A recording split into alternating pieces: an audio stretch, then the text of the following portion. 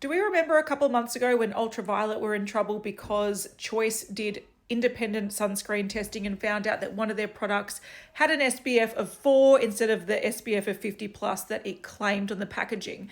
Well, we've got an update to that. So today, Ultraviolet have posted some results which are very interesting. So essentially what they did was they took that sunscreen and they tested it with multiple independent labs. So the drama left people wondering, like, is there something wrong with the formulation? Is there something wrong with how Choice tested it, which a lot of people assumed that? Or is there something wrong with the sort of chain of manufacturing, delivering to the store? Was something tampered with or something sort of not working very well?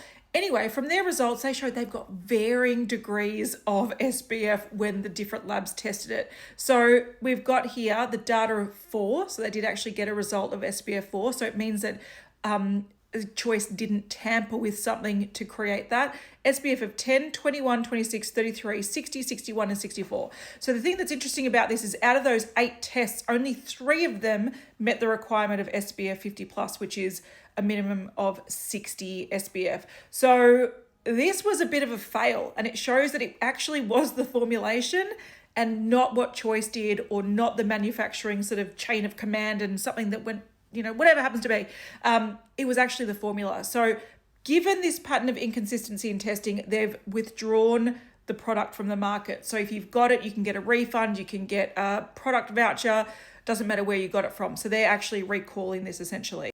They have announced that they're going to do more strict testing when it comes to bringing products to the market. They also blamed another third-party manufacturer, saying this was the only sunscreen they made for Ultraviolet, and so they're not going to use that manufacturer anymore. I still feel like that's sort of blaming people.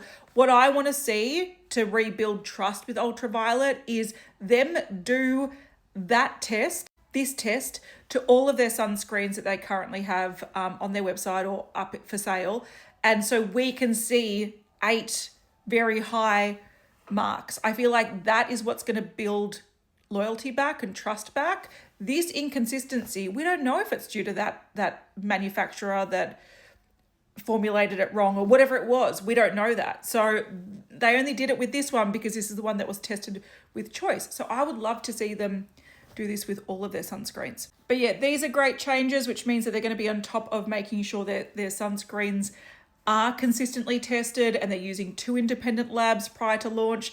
So yeah, that's the update to that, which is a very interesting one. It was the formula.